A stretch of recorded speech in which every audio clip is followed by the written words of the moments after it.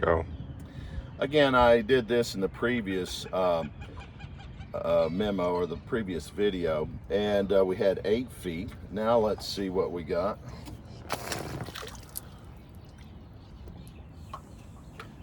I still see it. I still see it, and there it is gone. That's 9 feet. 1, 2, 3, 4, 5, 6, 7, 8, 9. 9 feet on the Secchi disc, and that's above average for a Florida lake. Florida lake average is about 6, and again, it's because of the vegetation. And if you'll pan around the lake with your camera, as I say, we are 95% or more clear of vegetation for boat traffic. So it's a totally unnecessary treatment. And in the past, we've often used the treatments and the carp to keep the center of the lake clear. The new association over the past 5 years has changed that to a shoreline spraying program.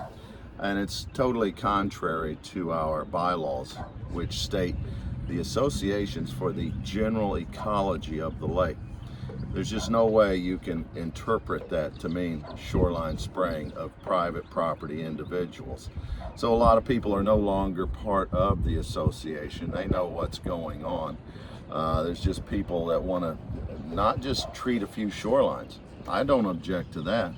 I treat my shoreline with chemicals, but it's a small amount of chemicals at my own expense.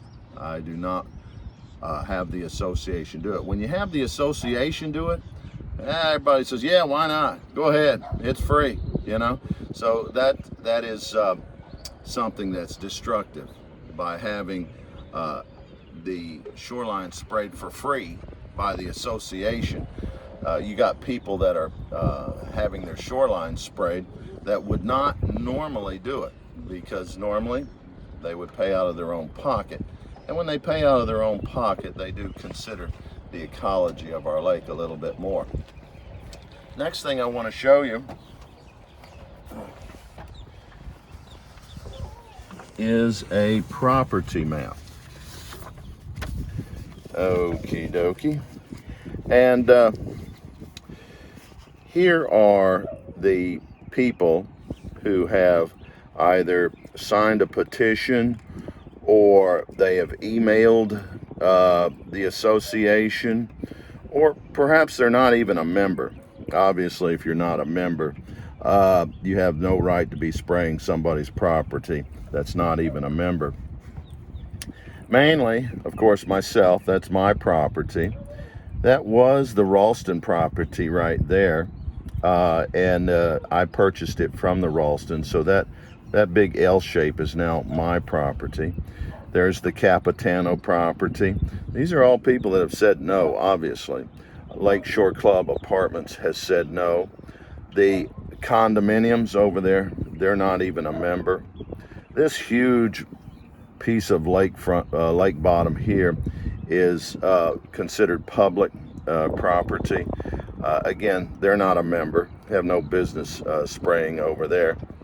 Then we got, of course, we've got Levine over here on this side. And there's the apartments. There's Beach Club Apartments, by the way. They also, in the past 2 occasions, have declined chemical treatment. I didn't put an X there because I don't know for sure this year. But if Angie continues her ecologically responsible decision in the past, she will also object to it this year. That's that whole big square there. Mrs. Elke, I talked to her verbally. The Beltrams have made it clear. OC's made it clear. So you'll notice these properties extend out into the lake. So you can't just go across here with a chemical dump. Bill Brown did that last time, and I caught him on video, just dumping all the way across these properties. That's not going to happen again. Now, I did not mention, there's a couple of more up here, and that is the Lauren and Mr. Lee. up here in the very corner. But it's such a small amount. I just wanted to give you the big picture. But there are several small properties here that they have either signed a petition or they're not a member. I just don't show them because they're so insignificant. So I'm going to go first of all to Bill Brown's house and document that. All righty, and we're pretty close to it right now. Okay, keep it going.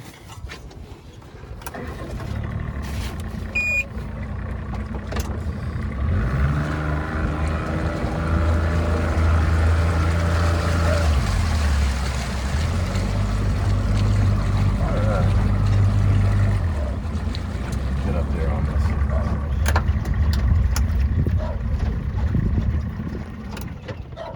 Okay, you see all that floating hydrilla next to that dock, which I want removed. That's all on my property. My property line actually goes in between his two docks. So this, just let the association, the board members be notified if any of that vegetation is diminished.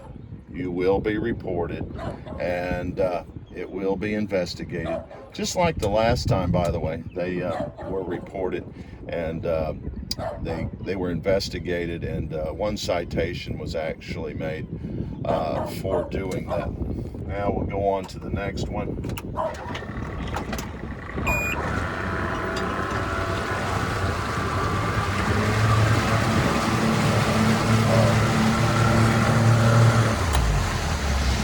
This is Andrea's property, and she made it clear also not to disturb her vegetation. If she wants a little place to be cleared, that's easy enough to do.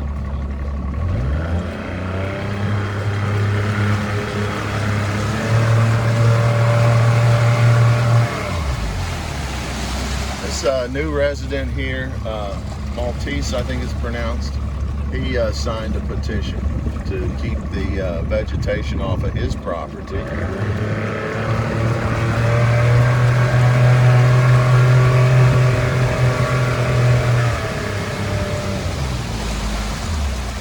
This here's the Waldron residence. He's very adamant about keeping the vegetation intact. He scan over there, son. So if any of this gets disturbed, the association and board members will be cited.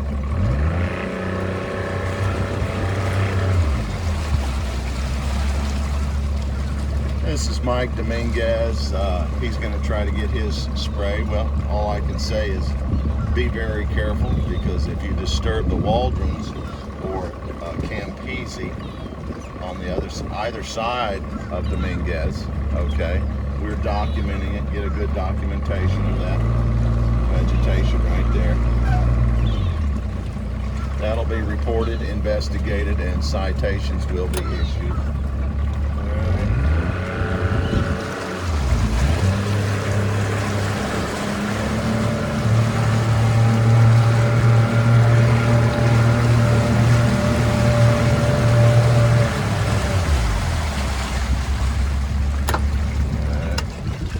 Here's another situation where you have Joan Lund and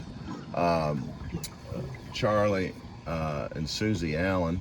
They want theirs sprayed, and I've often advocated for them to do so, because they get all the runoff from the whole neighborhood. It's not fair for them to have to deal with all of that. But again, it's just probably $200 or $300 worth. But again, you have to be careful, because you got Mr. Lee on the left side of him, and you got over here the Knowles residents. They are opposing the chemicals too. So whatever you do, we want to document Mr. Lee's especially. Let's see. Let's get over there. Get that real good.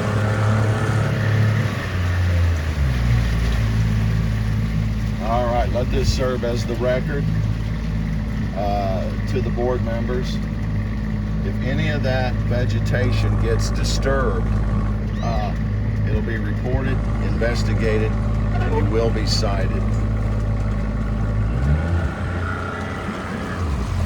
And this is the Civic Association. You can see nothing but a little submerged vegetation. And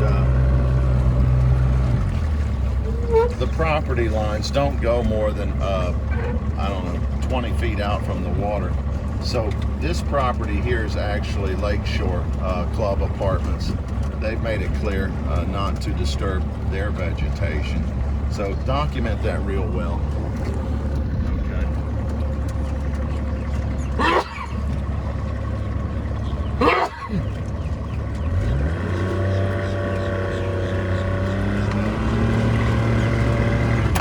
As we go around the lake, let's see. By the way, I just had some hydrilla on my prop. All I do is put it in reverse for a second, and the hydrilla clears right off, and we're going again without a problem. So when you do run into a little hydrilla, it's not something you need to nuke the lake for. It's just a little spot treatment, or maybe inconvenience for a second just to clear it off your prop. That's all there is to it.